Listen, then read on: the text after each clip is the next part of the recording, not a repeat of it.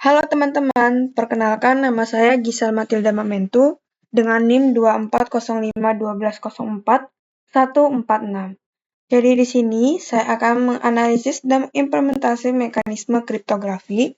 Di sini saya memilih topiknya yaitu adalah topik kriptografi asimetris dengan ada beberapa algoritma seperti Diffie-Hellman, DSS, DSA, RSA, Elgamal, serta ECC.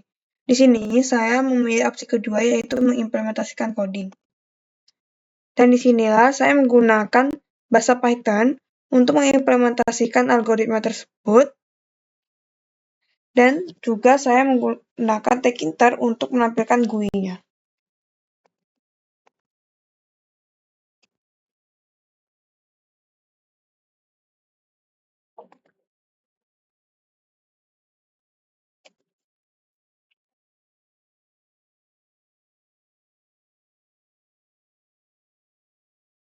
Seperti ini tampilan GUI-nya yang sederhana.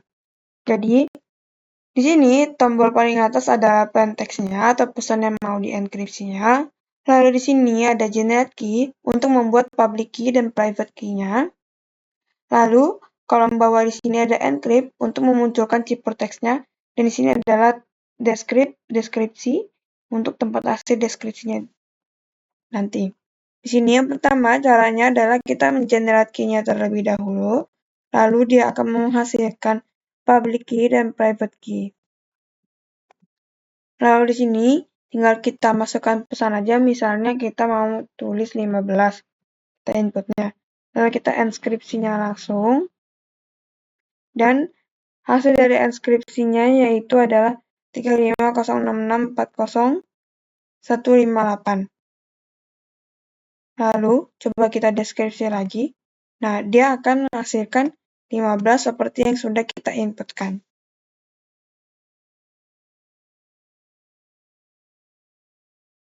Kenapa di enskripsinya itu hasilnya adalah 3506640158? Dikarenakan untuk rumus RSA ini yaitu adalah C sama dengan M pangkat E mod N. Jadi dia menghitung dari hasil yang kita inputkan, lalu dipangkatin sama 51797 mod 53033, dan dia akan menghasilkan hasil enskripsinya ini. Lalu dia akan kembalikan ke semula setelah kita mau deskripsi, dia akan kembali ke semula dan hasilnya adalah sama seperti yang kita inputkan 15, hasil dari deskripsi tadi.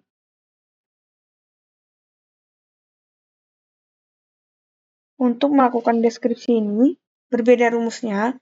Kalau tadi enskripsi itu pakai rumus C sama dengan M pangkat E mod N, kalau deskripsi itu menggunakan rumus M sama dengan C pangkat D mod N, dan dia akan kembali ke pesan aslinya. Di sini tandanya bahwa enskripsi sudah berhasil, deskripsi berhasil, dan algoritma SSA sudah berjalan dengan benar. Lalu kita lanjut, yaitu adalah Diffie-Hellman.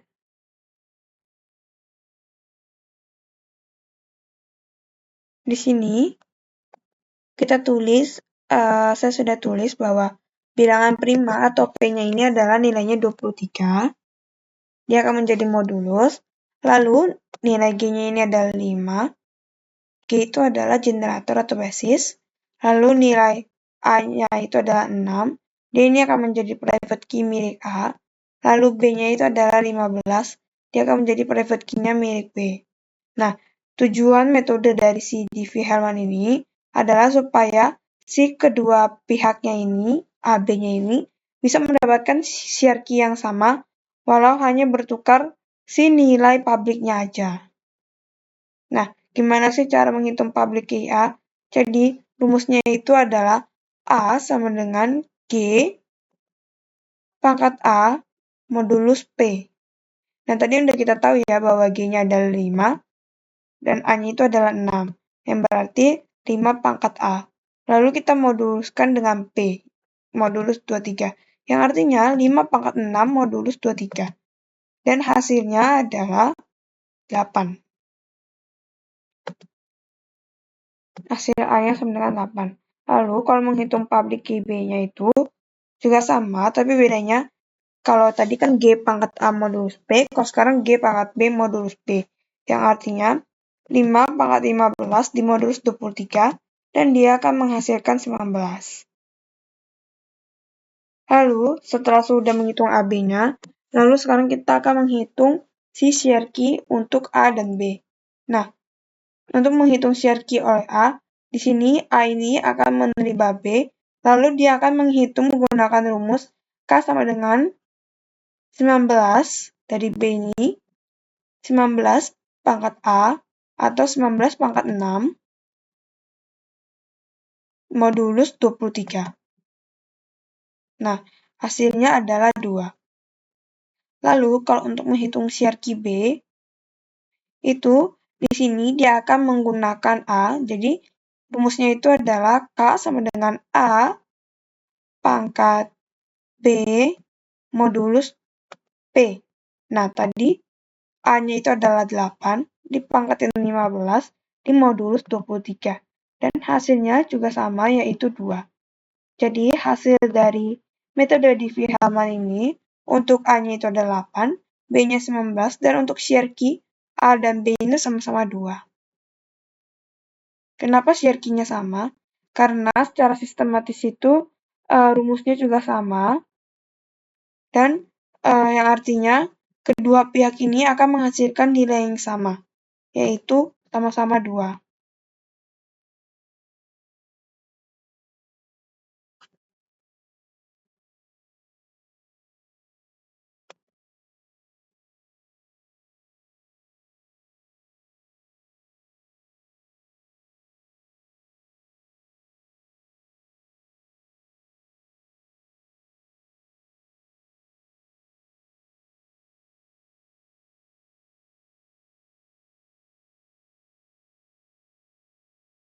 Lalu lanjut, di sini kita akan membahas algoritma El-Gamal. Di sini untuk algoritma El-Gamal, ada proses generate key terlebih dahulu, lalu enkripsi, dan lalu deskripsi. Yang pertama kita pencet dulu untuk generate key-nya. Di sini akan muncul public P-nya itu adalah 223, dengan G-nya adalah 24, dengan Y-nya 92, dan private X-nya itu 145. Nah, lalu pada algoritma El-Gamal ini, P ini merupakan bilangan prima, lalu G-nya itu merupakan generator atau basis, lalu X-nya ini adalah private key yang secara acak, dan lalu Y-nya itu adalah public key yang dihitung dengan cara G pangkat X dengan modulus P. Jadi 24 pangkat 145 dimodulus 223.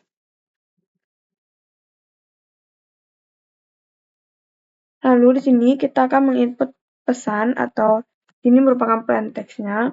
Misalnya kita masukin 4.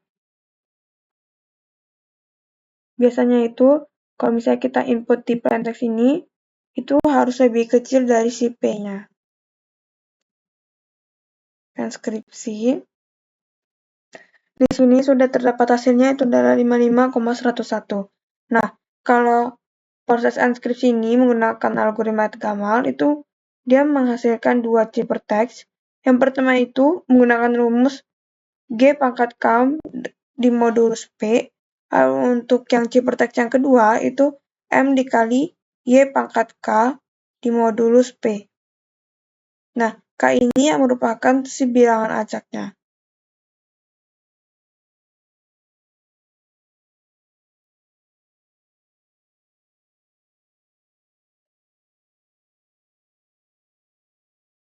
Lalu setelah sudah ditranskripsi menghasilkan seperti ini.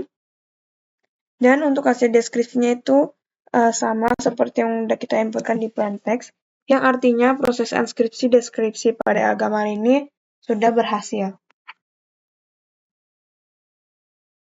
Oh iya, untuk rumus deskripsi ini menggunakan M sama dengan C2 dikali dengan C1 pangkat X dipangkatin lagi min 1 dengan modulus P.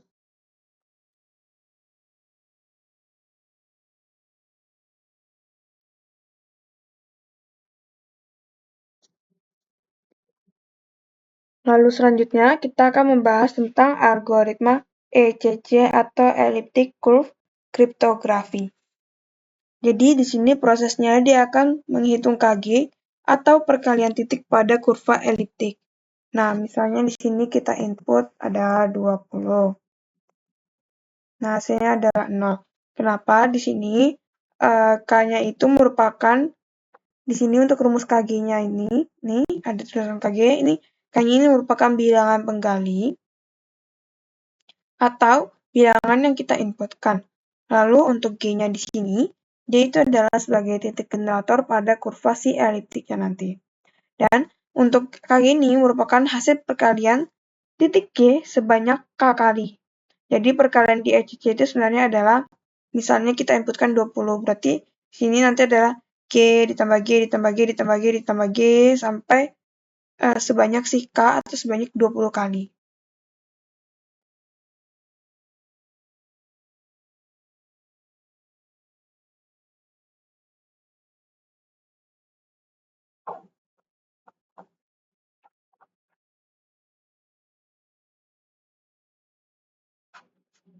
Lalu selanjutnya kita akan membahas algoritma yang terakhir yaitu DSA atau DSS.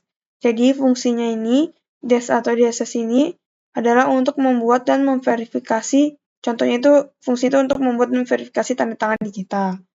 Nah, caranya ini yang pertama kita tulis atau kita inputkan pesannya. Bisa kita tulis 15. Lalu kita pencet sign. Di sini dia akan muncul hasilnya yaitu adalah 0,16. Yang artinya tanda tangan digital ini terdiri dari dua nilai yaitu dengan nilainya R adalah 0 dan S-nya itu adalah 16. Dari mana nilai R dan S didapat? Itu merupakan menggunakan ulang.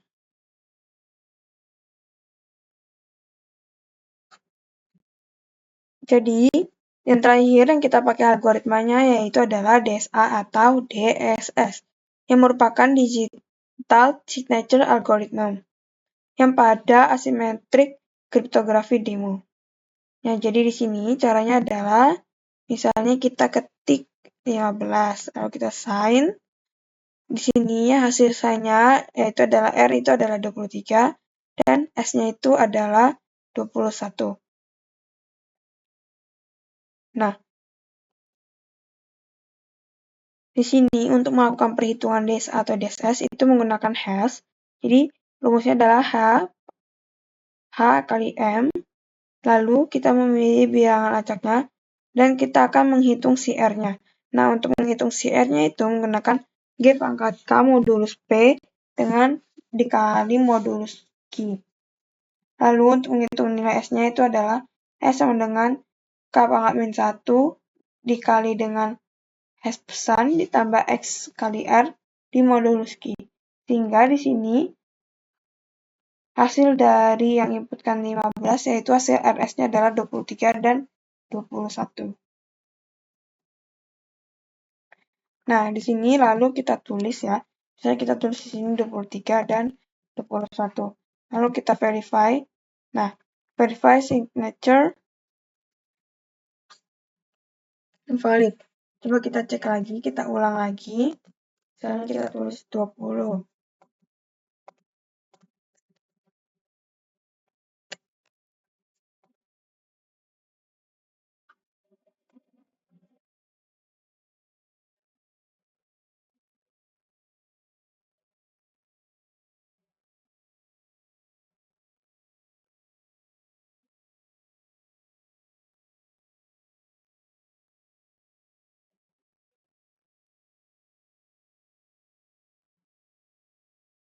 Nah, di sini tertulis bahwa signature invalid, yang artinya di sini tuh tidak valid dan tujuannya itu adalah supaya dia itu memastikan pesan aslinya dan memastikan bahwa pesannya itu tidak diubah.